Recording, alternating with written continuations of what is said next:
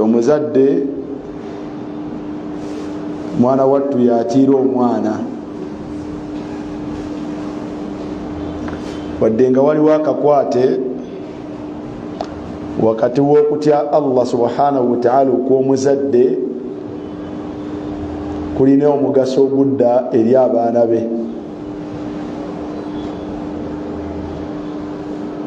Allah subhanahu wa ta'ala yagamba وليخشى الذين لو تركوا من خلفهم ذرية ضعافا خافوا عليهم فليتقوا الله وليقولوا قولا سديدا. omuntu yenna asobola okubeera n'obweraliikirivu ng'alaba ezzadde lye nga likyali linafu nga bw'olaba abo baba tebamanyi na bigenda mu maaso mu nsi, wabula obwabwe kuzannya na kwebaka na kweriira.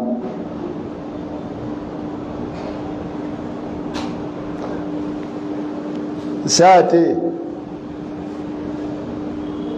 nga gwe okujjulula ku Allah subhanahu wa ta'ala esaawa yonna asobola okujjulula nga tafuddeeyo oba ezzadde lyo lyenkana litya oba liri ku sayizi ki. bitegedde Sharif,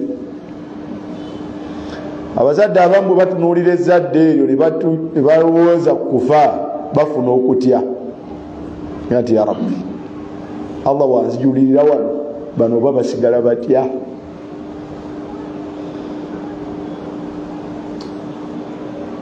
oyinza nno okukyusaako ku maaso n'otunuulirako ku famire yo nga nti obaani ayinza okulumirwa bano, n'otunuulira ku batoowo n'otunuulira ku bakulu bo nga ddala Allah bw'akujjulula bali si baliko.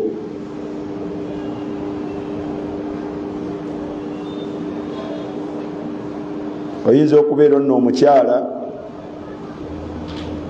birowoozo ne bitambula ti Allah bw'aba nzijuludde oba ono Husaini oba gwaleeta mu bana aba anaafaanana atya oba anaabuyisa atya buno. baabakyala babeera n'okweraliikirira okwo. ate kuyinza okubeera okweraliikirira nga kulala nga bw'otunula by'olina okyalina mu muzigo, bw'okutukira awo baleka mu masaŋŋanzira.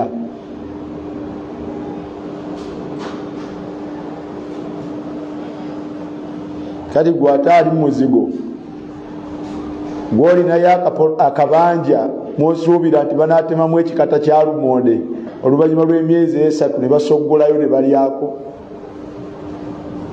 ofuna za leero z'ofuna z'otwala ne bali kati okutuse.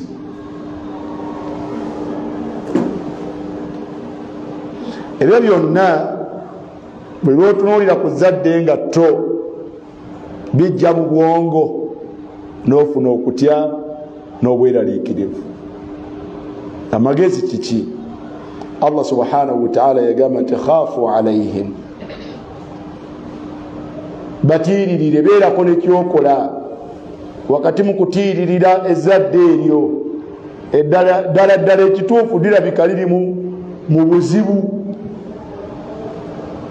Allah bwakutwalira awo lyandiba mu buki? lyandiba mu buzibu, naye ate osobola oliteekako security. tukole ki ya Allah? security yatuwa ega nti falyattaqullah, tya Allah. okutya kuno okukwokwotedde Allah ajja kukufuula ensonga amala ensonga zaamu. tya Allah gwonna wanaakujjululira security y'abano bootiiririra abo okutyako Allah subhanahu wa ta'ala kujja kubeeyimirira. Mugitegedde security yezadde.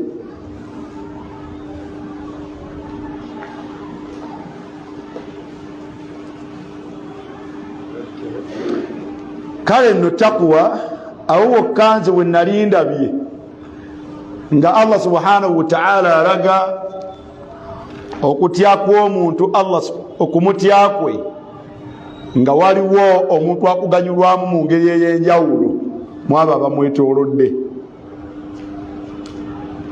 Ndegerekese bulungi? So omuntu atya Allah subhanahu wa ta'ala olw'ensonga nnyingi.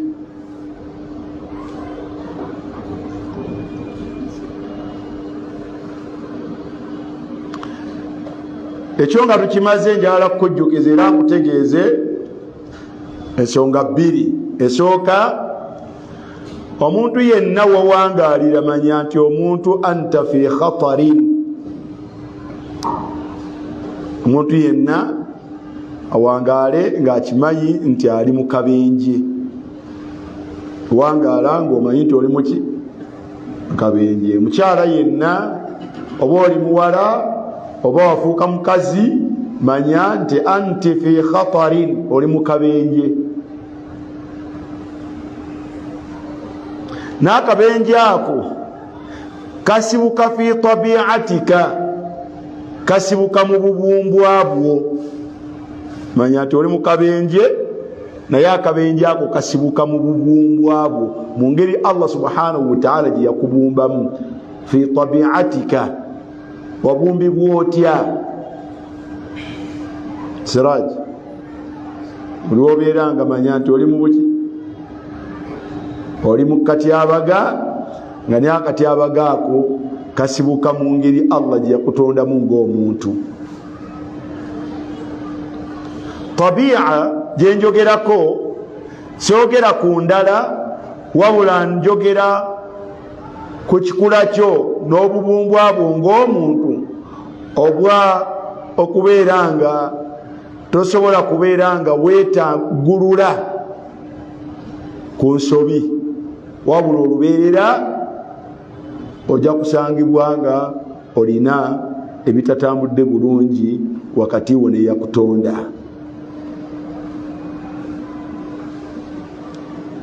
Oyo ye muntu. Ya ibadi innakum tukhti'una bil-layli wan-nahar. Omuntu yenna gy'ava yenkana asobya emisana n'ekiro illa man asamahu Allah, okujjako abo bokka Allah subhanahu wa ta'ala be yateekako obukuumi obw'enjawulo obw'okubeera nga tebagwa mu nsobi. Wama kana dhalika, ekyo tekyabeerawo okujjako kuba anbiya Allahi wa rusulihi, okujjako kuba nabbi ba Allah n'ababaka be. Wa dhalika ba'da nubuwatihim, nga nakyo kibeerawo luvannyuma lwa kubawa bwaki? Bwa nabbi na bubaka.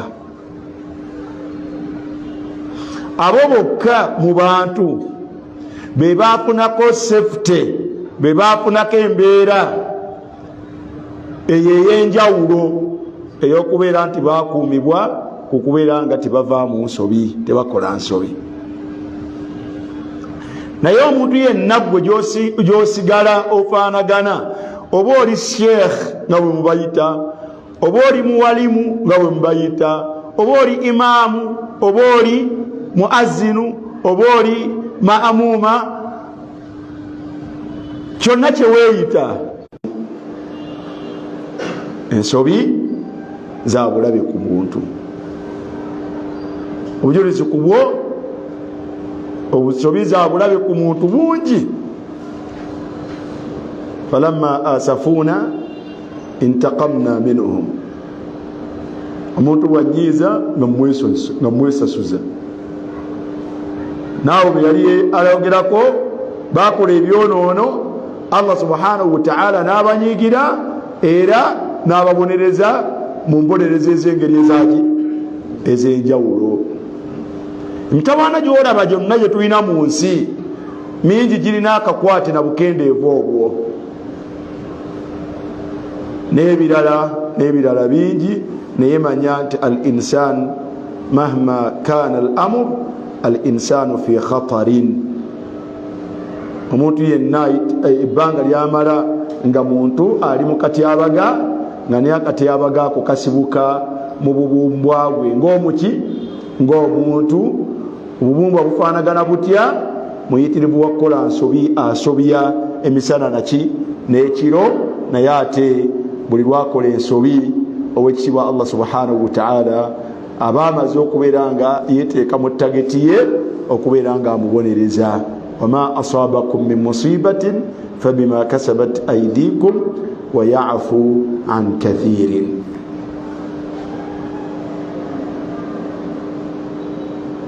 Kati nahnu fi khatari. Akabenje ako tekakoma ku nsi, wabula akabenje ako ne mukabbuli omuntu kamulindiridde. Ate akabenje ako mwana wattu tekakoma mu kabbuli, n'oluvannyuma lw'okuva mu kabbuli yawma taqumu saa, olunaku lw'enkomerero lw'eribeerawo, obuzibu obwo tugenda busanga obusibuka ku nsobi ezo ezatusobako.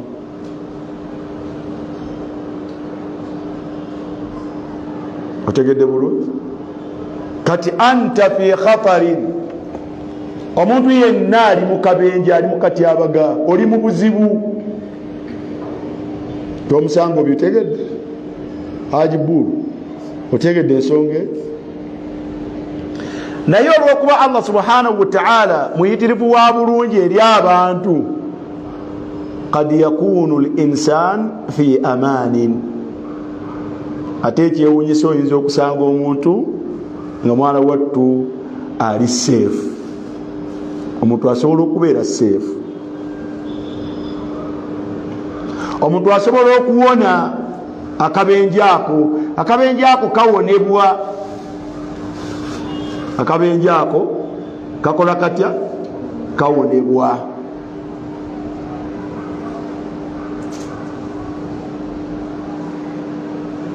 Naye Allah subhanahu wa ta'ala yalaga amakuba abiri, ng'omuntu bw'abanga agakutte aba ayambadde life jacket eneemuwonya obuzibu obwo bwe twogeddeko waggulu.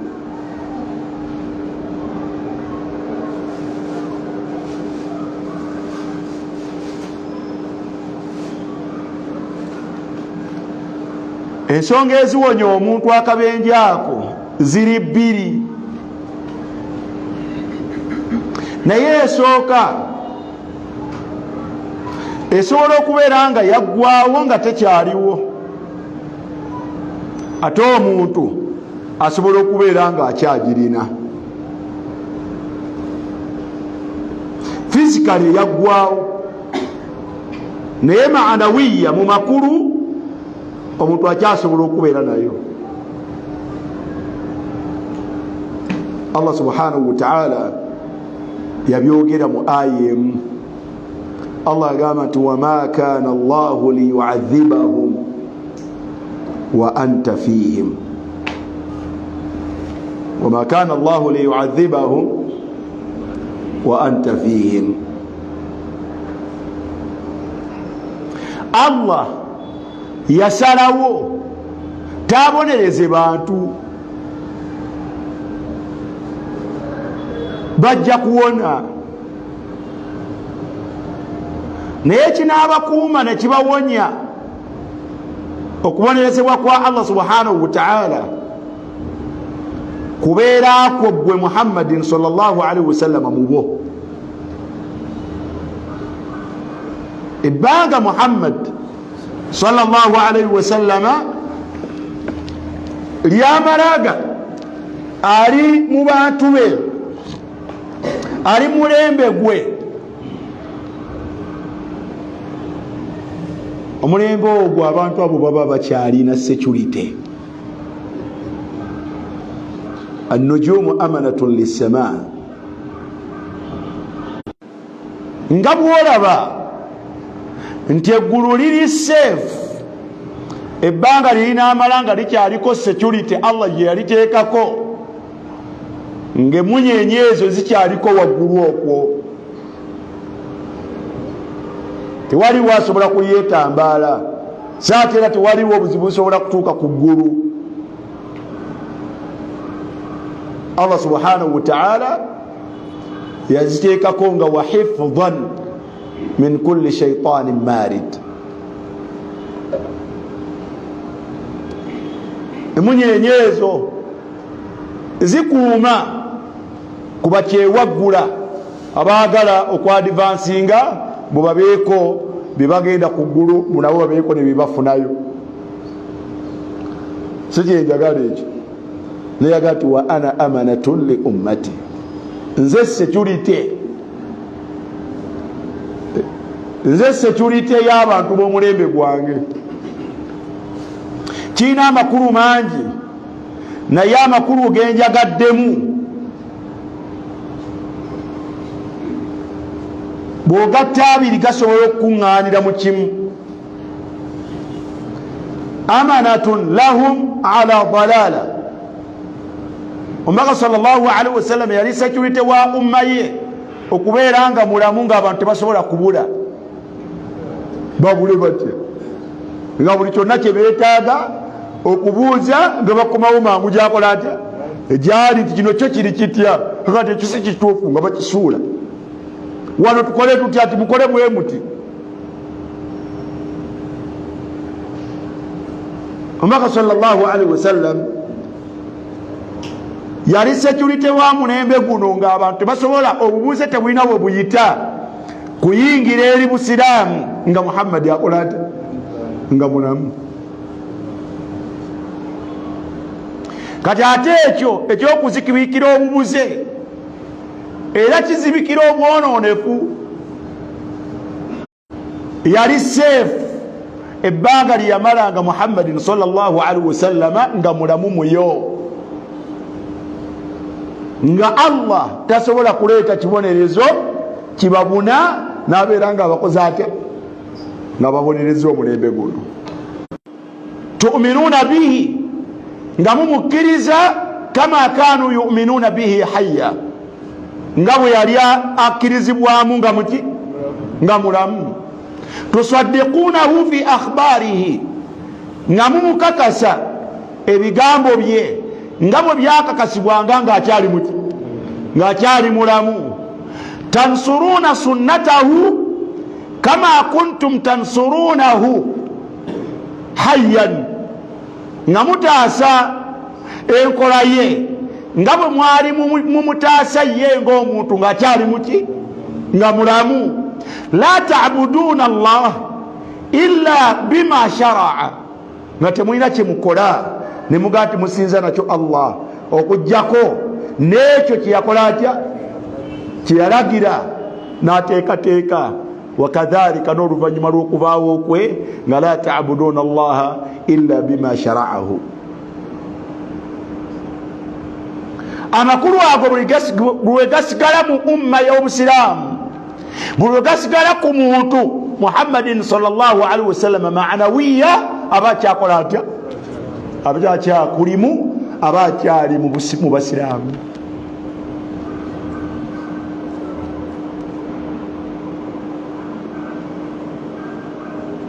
Eba security ey'omuntu oyo alina ebyo ku bibonerezo bya Allah subhanahu wa ta'ala. Saate nga kirina ribta, kirina rabita wathiqa, kirina omugwa oguyunga wakati waakyo, na kiri ekizibu. Mwana wattu buli lw'obeera nga omubaka sallallahu alaihi wasallam akulimu bw'atyo, ng'abasiraamu abalimu bw'atyo, obugonvu bwabwe n'okukumikiriza kwabwe n'okutambulira ku nteekateeka ye kikendeeza ebyonoono byabwe ne kikendeeza risiki. Kikendeeza risiki y'okwonoona kwabwe, okwonoona kwabwe okukendeera mwana wattu, ne risiki y'okubonerezebwa nekendeera, kubanga ebyonoono ebibonerezesa balina engeri gye babikola batya, gye babyesambamu. rabita ogitegedde kakwata okalabi gezangako nnyo okulabanga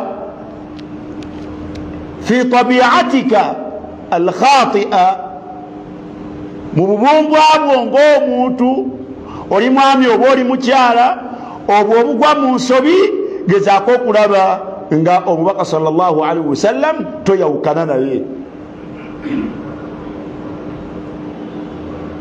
kitazebwa kwa Allah subhanahu wa ta'ala wama kana Allahu liyu'adhibahum wa anta fihim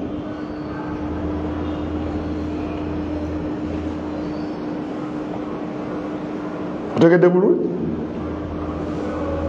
security eyokubiri Allah yagamba atya wama kana Allahu mu'adhibahum wa hum yastaghfirun security eyokubiri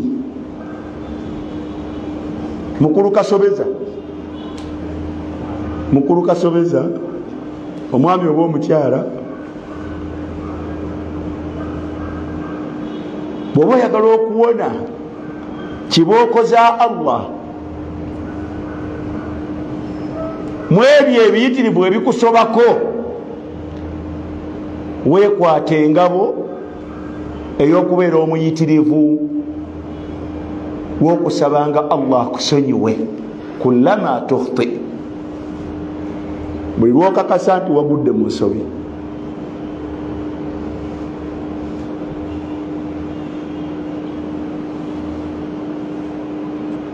wama kana Allahu mu'adhibahum kuvadda bwekitendo bwe kirina olwaleero ne mu maaso bwe kijja okukola kutya bwe kijja okuba Allah tajja kubabonerezanga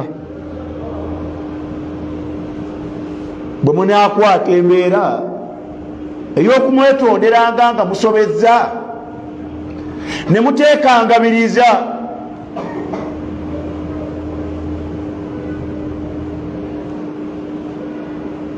ensobi ezo zolaba zibayitirako zibasobako za bulabe gye muli zirimu emitawaana miyitirivu Allah azisinziirako okubanyiga naye bwe mba mwagala okuwona Allah abakwatiremu akthiru min al-istighfar akthiru min al-istighfari mubeere bayitirivu bakumusaba Allah subhanahu wa ta'ala kullama tukhti'un buli lwogwa mu nsobi yanguwanga okumusaba Allah bugati Allah wange wakati mu kukakasa nti osobezza nno wakati mu kusooka okukakasa nti kati nkoze etya so si mu mbeera yammwe eyo kati nkoze kibi kyawo teweekangabiriza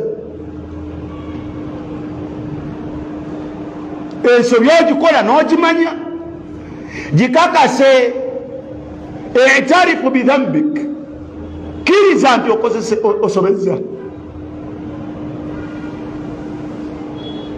manya nti ekyo kyosobezza kyabulabe gy'oli kijja kuvaako emitawaana olwaleero ne mu kabbuliyo n'oluvannyuma lwa kabbuliyo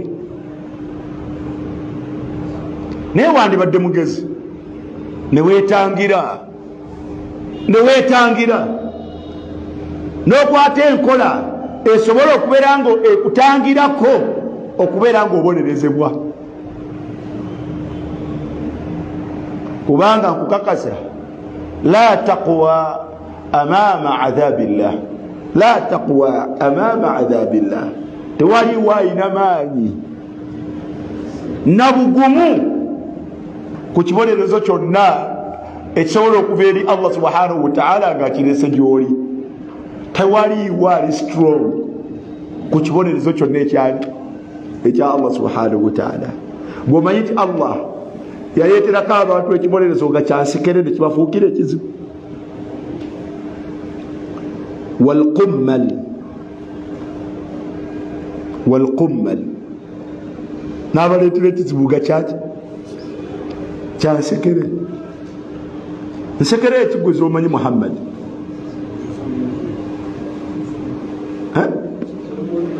omanyiza ku mutwe ziba za kalaji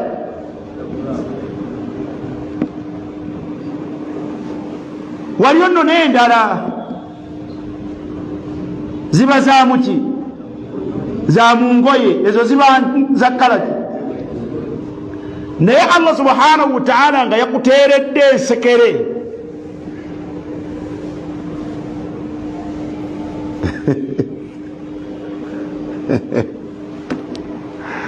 Allah yakigezesaako abantu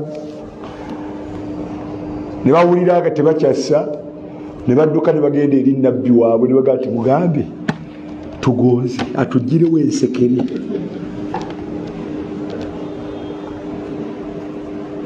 atugirewo tetujja kuddamu naye zensekere azikola atya ajjewo ensekere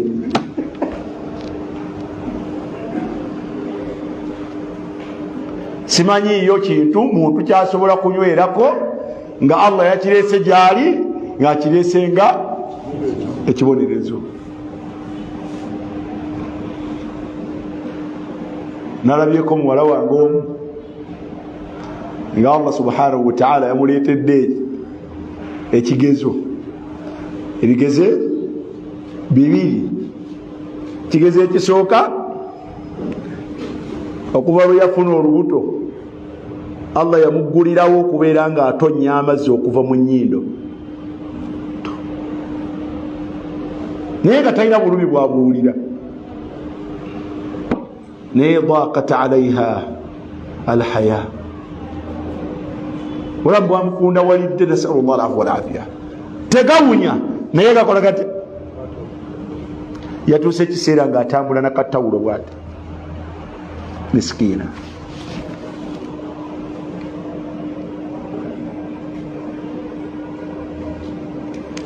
Allah namwongera ekyokubiri, namuggyako otulo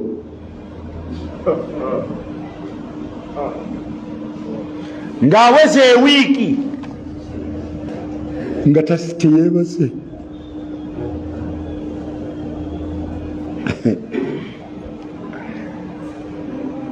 Ebibonerezo bya Allah, nasalu llah alafu walafiya, kyandijjanga fitna nga si adhabu, nga kikemu Allah nga akikuleetedde alabe bw'onoofaanagana, ate sobola okujja nga adhabu, sobola okujja nga kibonerezo.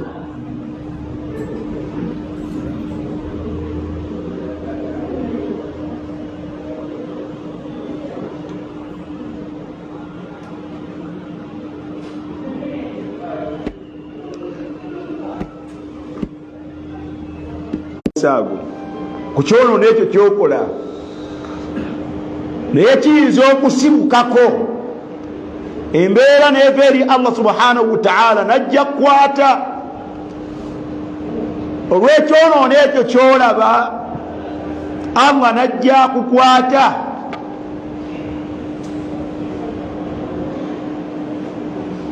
Mu ngeri yonna gy'anaabasazeewo kukwata, naye tojja kumalako. Security yo oba ekyonoono kiri kimu oba bibiri oba bitaano, balil insani ala nafsihi basira, buli omu yeemanyi n'obukendeevu bwe.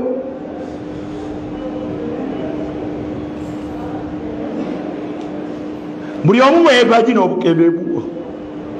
Ebyonoono bw'ogenda okubisimba layini n'obiteekako obubokisi, asobola gisigaza mu makulu nemutaasa. Security eyokubiri ya al istighfar,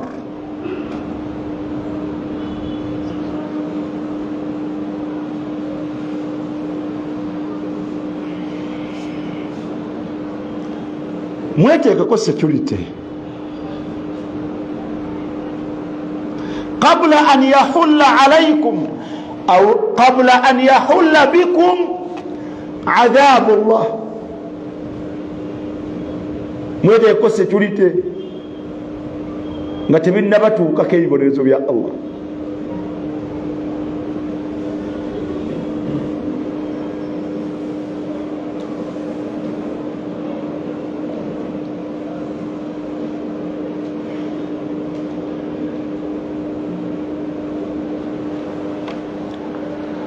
omugezi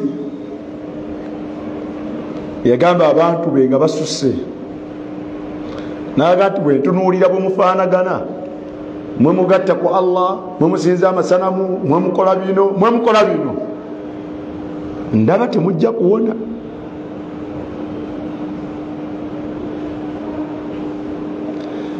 Naye ndaba bwe mulina okuyita muwone ebyandiva ewa Allah ne bijja gye muli, ndaba bwe musobola okuyita eryato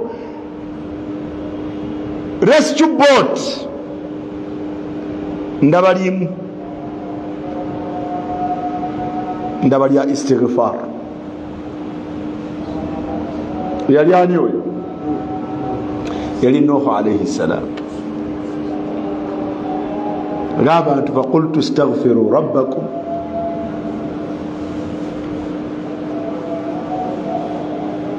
koze kyonna ekisoboka babuuliridde yeetaaga okuzza mu kyama mubuuliridde mu kyama, yeetaaga olwatu ku butuuti sivaako, yeetaaga omusinkana ng'ali yekka, byonna mbikoze. Laylan wa nahara a'lantu lahum wa asrartu lahum israara. Naye mulabikanga bagenda mu maaso, muli mu katyabaga. Naye bwe mba mwagala kuwona, ndaba omuwaatwa musobola okuyita muwone ekyandiva ewa Allah subhanahu wa ta'ala nekijja gye muli, yaga nti ndaba kkubo limu, istaghfiru rabbakum. Eryo lyekkubo omuntu lyayinza okukwata naawona, kubanga lyo liriko bino wammanga lubeerera muyitirivu wa kusonyiwa. Ekyonoono ne bwe kiba kinene kitya, kozesa omukisa guno, innahu kana ghaffara. Era erimu ya Abizarri nefaanaganako nga wano, abange musobya naye muli mu katyabaga. Innakum tukhti'una billayli wannahar wa ana aghfiru dhunuba jamia.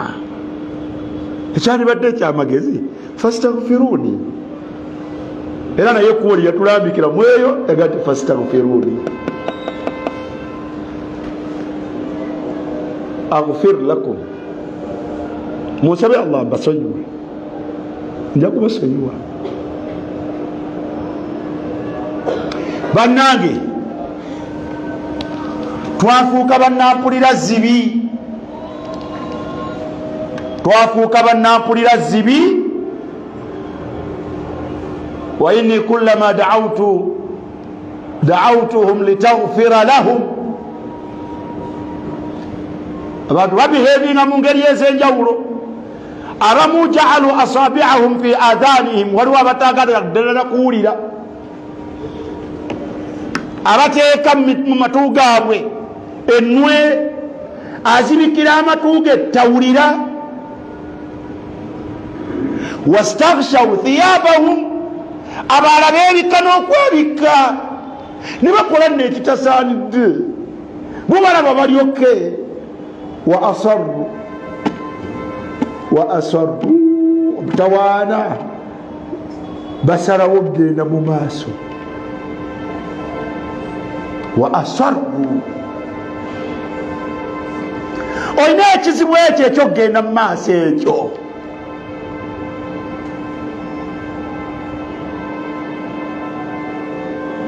Omutawaana gwo gwakugenda mu maaso.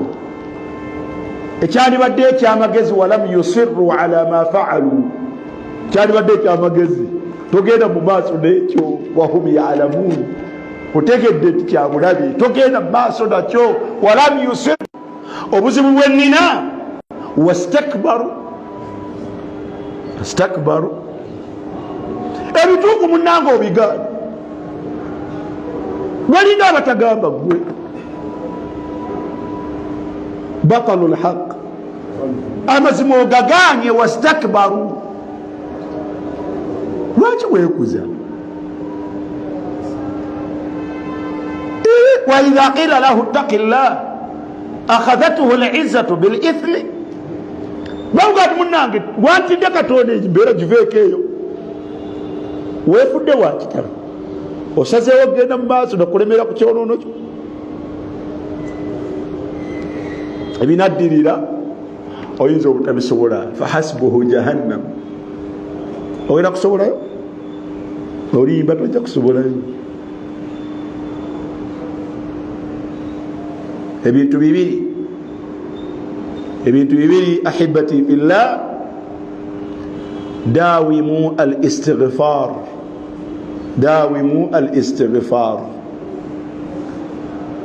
فإن رسول الله صلى الله عليه وسلم كان يكثر من أن يقول يتدزاغا نيوكو قامت أستغفر الله وأتوب إليه أستغفر الله وأتوب إليه وإنه كان يستغفر ربه في اليوم 70 مرة وفي بعض الروايات 100 مرة تلوازبانغا okujjakonga abaliddwako omubaka sallallahu alaihi wasallam okwetondera Allah n'okumusaba amusonyiwe mu lunaku olumu emirundi 7 oba emirundi 10.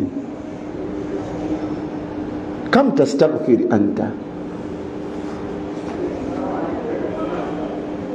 Hussein, kam tastaghfir anta Hussein munno kam tastaghfir anta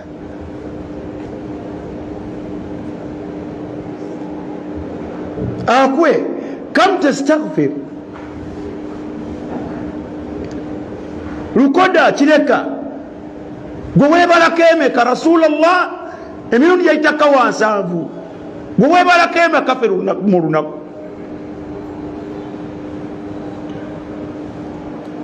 muyanja kam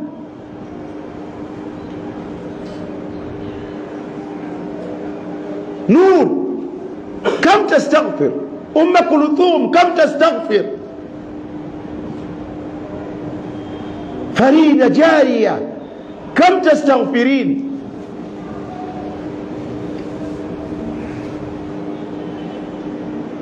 قوي ولا كم من يمك جوسب الله سبحانه وتعالى وقال أستغفر الله وأتوب إليه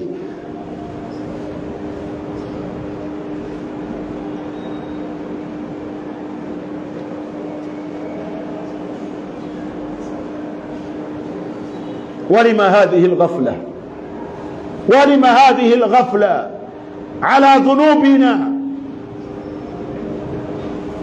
obugaya buno bwaki kubyonono byaffe n'obunene bwabyo n'obungi bwabyo obugaya buno bwaki how safe are we why tulowooza nti tuli safe why tulowooza nti tuli okay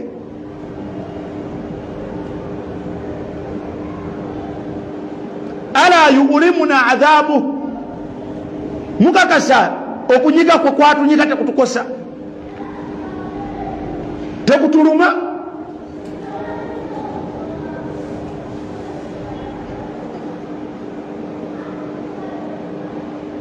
akthiru min al-istighfar tuba liman wajada fi sahifatihi istighfaran kathira mpaka yakati agenda kwesiima ajja kuwona oyo anasinkana Allah subhanahu wa ta'ala mu kitabo kye nga mulimu istighfaru nga mpitirivu oyo agenda omugamba ekiro tyemisana yeekubyemu kyoki n'alaba omusana gwe gutambudde obudde obw'ekiro n'ateerabira kusaba Allah nabaga ati Allah wange tebitambudde bulungi omusana gw'olwaleero naye nsonyiwa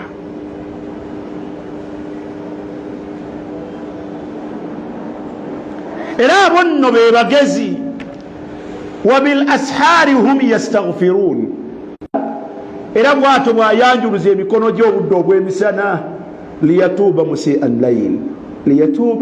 al-layl asonyiwe abo abalina ebyasobya okuva magalibi lwe yayingidde buli obudde obw'emisana obw'ekiro ogamba nti wabadde weebase obudde obw'emisana kyasa ekomyewo okumanya bizibu kasita buddako eddiba ne kabaka yeetikka.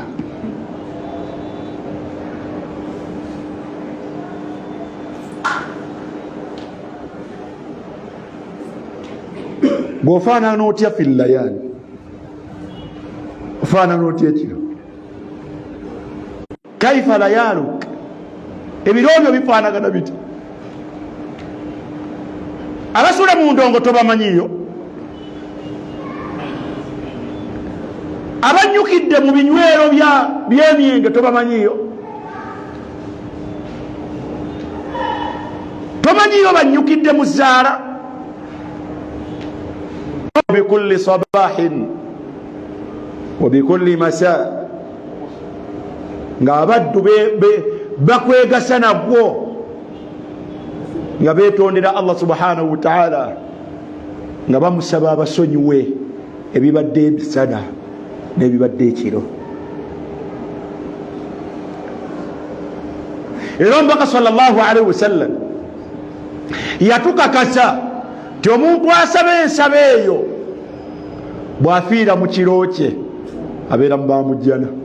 Bwafiira nti eno yezikira, omuntu agwana agikozese ku makya emuyambe okumukiryalinga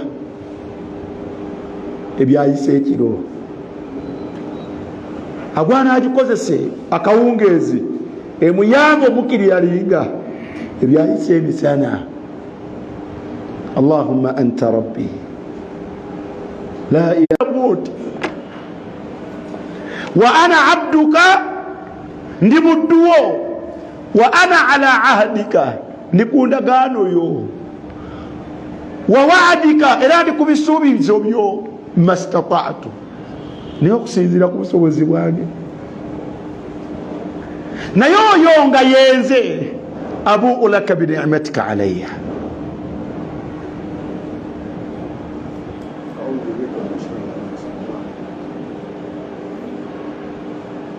ontangireko obubi obwandifubutuka mu bubi bwekoze mu byonono byange.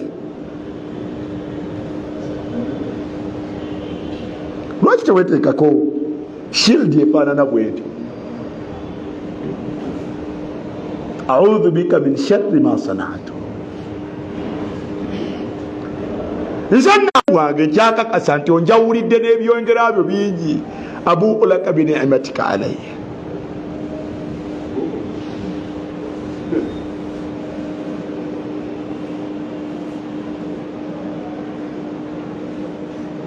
Wallahi na'si Allah wa nudhnib ma'a ma yun'imuhu alayna. Musente zafwadde bwe twakoze ebyonoono.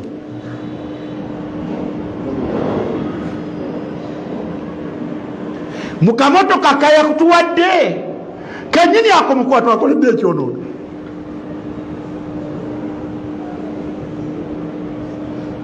Mumanyi Allah gakuwadde ag'omubiri ago kenyini.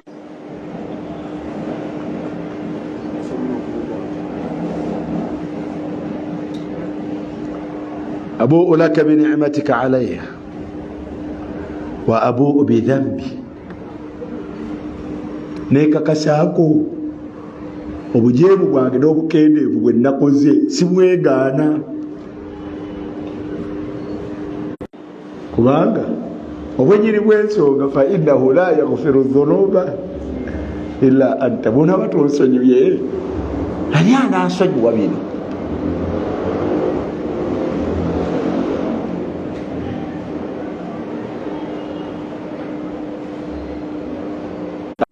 Abakadde tebaliiwo, wandibadde tobeera mwabo akawungeeziko abayitibwako kino, tewandibadde nno mwabo ku makyago ne gatalabikamu sajidul istighfar.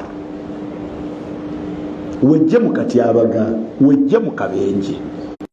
Wakad yakunu fi amani, omuntu gy'aba yenkana ali mu katyabaga, ali mu buzibu, naye ate bw'aba mugezi asobola okubeera seefu, asobola okubeera seefu. lwaki tobeera gwe ghafartu lahu? tuulangako mu ntuula zino, ye sefuteyo. tuulangako mu ntuula zino, mahma kaana amruka, ne bwoba ofaanagana otya, kun sheikhan kun mualliman, beera ng'oli seeka, beera muwalimu, ne bwobeera imaamu, ne bwobeera omwazini, ne bwobeera muntu wa bulijjo. tusaba Allah kituweeko omugabo agati abo bwe batudde awo mubeere bajulizi bamalayika bange nti abo mbasomye. kumu maghfurin, bagende okuvaawo nga bonna basonyiddwa ensobi zaabwe. saba Allah tusonyiwange ensobi zaffe ennene n'entono mu ntuula zino.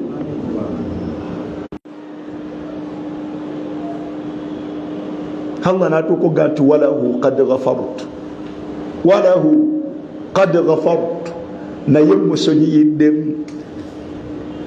najjo olw'ensonga z'endala, walahu qad ghafartu, naye musonyiyiddemu. lwaki? hum qawmun la yashqa bihim jali, eri mu nsonga ya istighfar, kusaba Allah subhanahu wa ta'ala atusonyiwe. rahima Allahu Sheikh Abdul Karim buli yabanga wetubadde eddarusi ye neetuuka ng'akugamba nti wange leka ngende indi maghfira, ngenda mu kifo ekyokusonyibwa, indi maghfira. tekisira wosobola okusonyiyibwa. nti Muhammad yakola atya? yavaawo, twasigaza eki? twasigaza kimu kya istighfar. hadha wallahu a'lam.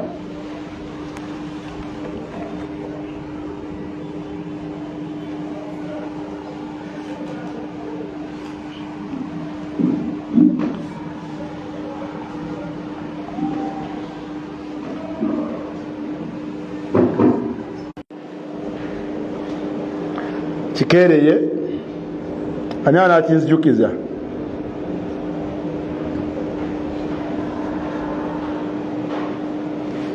waliwo akantu kenjagala okwetegereza. udduwa egamba nti bisimillahi walajina bisimillahi kharajina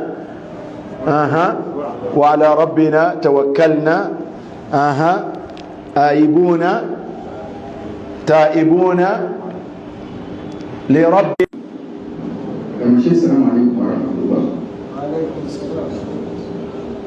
Sheikh, waliwo omuntu gwe mmanyi mulungi nnyo mu birala, naye mwana wattu atulininga nnyo musiki, ennyimba wamu ne beeti, tabyaba mu buzibu bwonna. oyo mukole tutya oba agambibwako atya?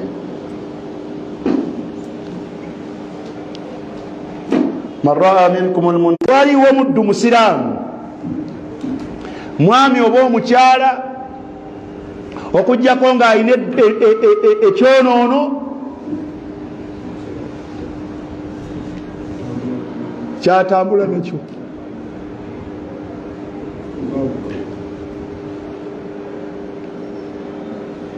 buli omu alina ekyonoono kikyakola ati kyojja omusanga nga mwana wattu kimufuukidde olukokobe. Allahu li wa lakum.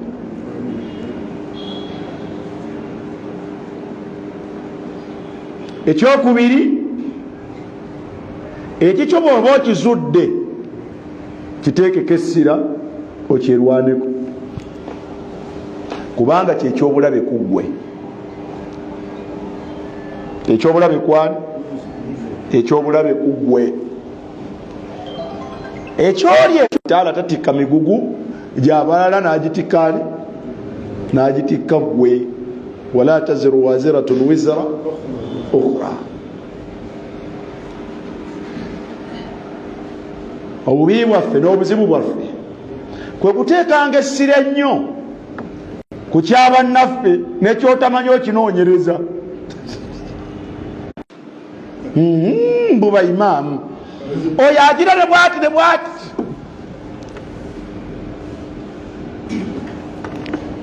Ekyonoono ekisinga okubeera ekyobulabe kyekikyo. Ekyabalala kiyinza okuba n'obulabe naye kuggwe ekisinga okubeera ekyobulabe kuggwe kyekikyo. Weezuule era weerwaneko ku kyo. Bifa n'okwonoona endyo n'okuzikiriza endyo. Allah subhanahu wa ta'ala tayagala bwonoonefu. Kisobola okubeera n'okukosa okwo naye ekyonoono ekisinga okubeera ekyobulabe kuggwe ng'omuntu kyekyani kyekikyo. Kaati ate bwe mba ndabye ekyonoono ku munnange okukoma ku kyonoono ekyo omuntu kyakola atya kyakola. Faman lam yastati fabilisaani. Bw'oba tosobola nga tali mu leve eyo gw'osobola okukomako yogeraganyako naye.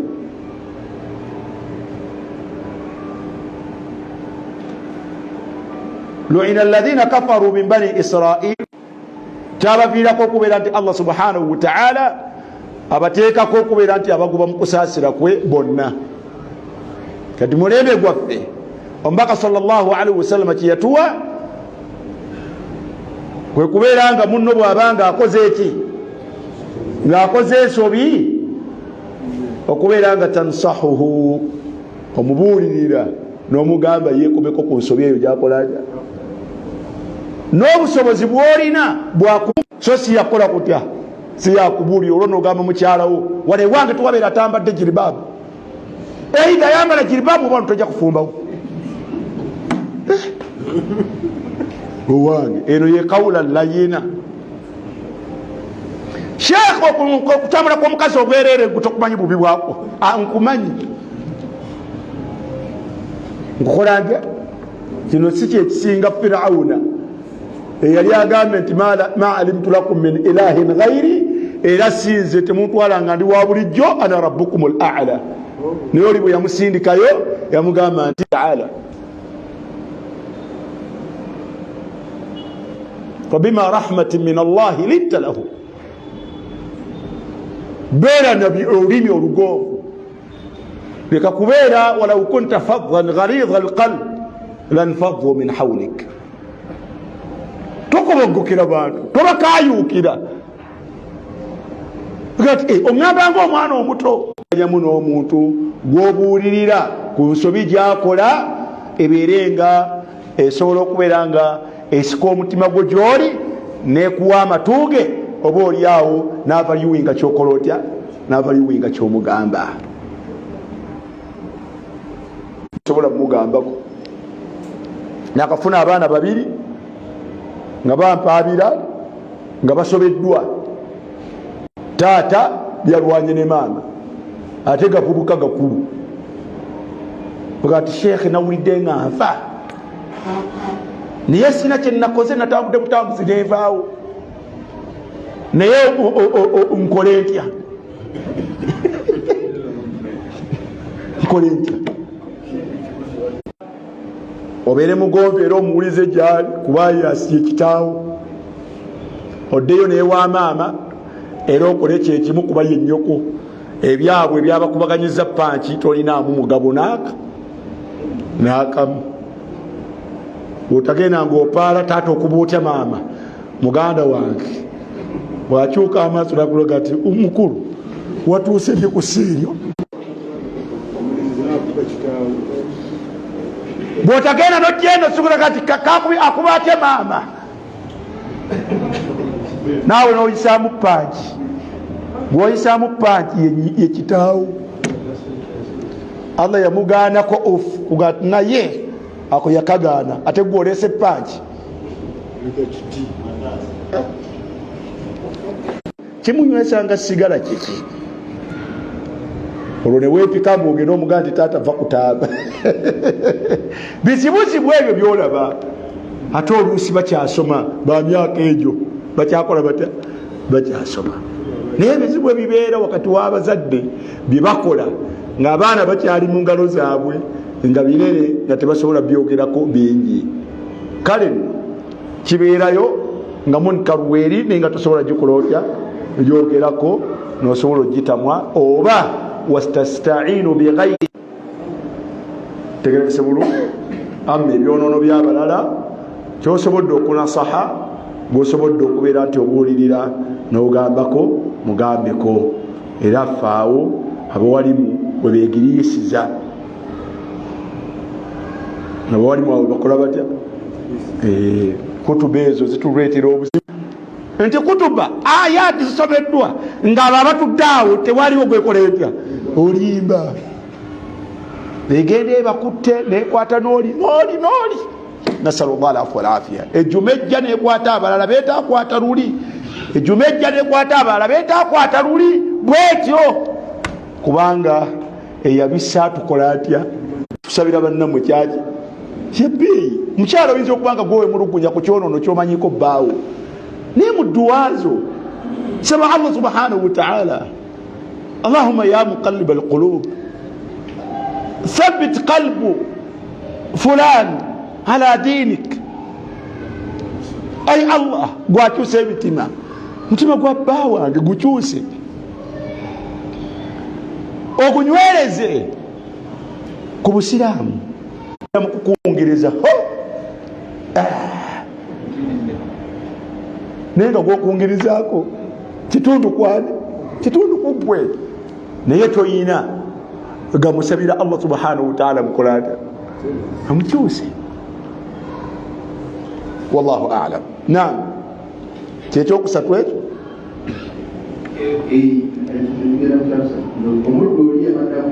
taata tolwana na maama leka kulwana na taata ataase naye n'ebigambo era ebiriki waqul lahuma qawlan karima waqul lahuma qawlan karima balwanagana naye gwera ebigambo byo wakati waabwe biteekeddwa kubeera nga buli omu bimuleka nga alina ekiki alina ekitiibwa ataase nga munnange bwakola atya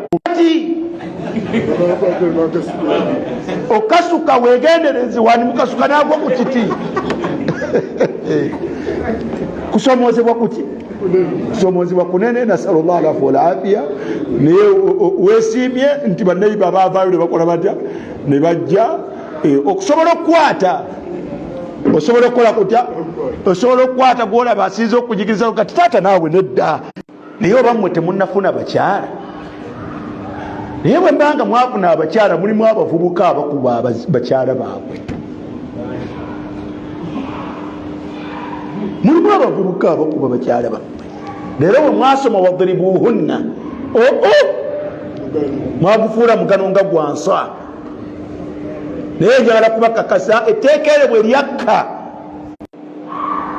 abakyala olwaleero babadde mu kwekubulungulula maka ga Muhammadin sallallahu alaihi wasallam n'abantu abo nga beemulugunya ku kubeera nga babba baabwe babakola batya babakuba ombaka n'agamba nti laisa ulaika min khiyarikum laisa ulaik min khiyarikum abakyala abaami toli mulungi akhil karim tekigambo kyani kyambaka sallallahu alaihi wasallam waliwo ne gwenoonya waliwo gwenoonya weemanyi nkunoonya obuzibu bwolina bwakuba mukyalo bwebulye bwebuno nkunoonya naye nja kukukwata bwewebulankanya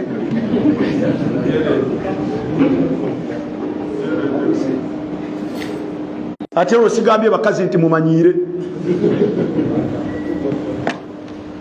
so ebyo biraba bifaanagana bwe bityo naye byatandikira mu mbeera eno nga tonnakula onaabuuza kati bawangadde bakubagana bwe batyo nasalullah alafu walafiya eri nnaana munno okumukubira mu kisenge n'avaayo adde eri abaana ng'ova kuba la hawla wala quwata illa billah kati ate ekyokudda eri abaana ate kiri yadde yaddeko naye ate bw'omala okumukuba ate obudde obwekyo kati Aisha mama Sumaya haki yange eyawe okutawanyizibwa mu nsonga zino bbiri wammanga esooka waliwo ekisooka agamba nti nali mmanyi nti okusalira abatali bakkiriza oba abakafiri ebisolo byabwe ku krisimansi sifuna musango era nfunamu obulungi naye ate waliwo yatusomesezza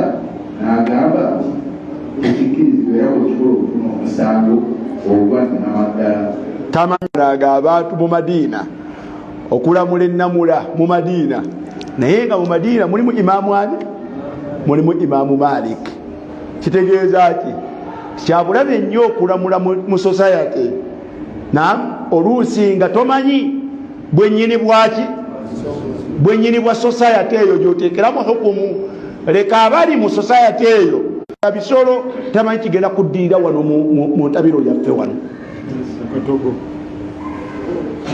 tamanyi kigenda kukola kutya tusangibwa nga tuli mirembe gyaffe kano kasekeso kamu ka lunaku lutya lumu ke kaliko obuzibu oba nnaku ziri bbiri olwa krisimasi n'olwaki nobasale batuleetako bati olugezigezi ate nga n'abatufuga basobola n'okufulumya kalaalu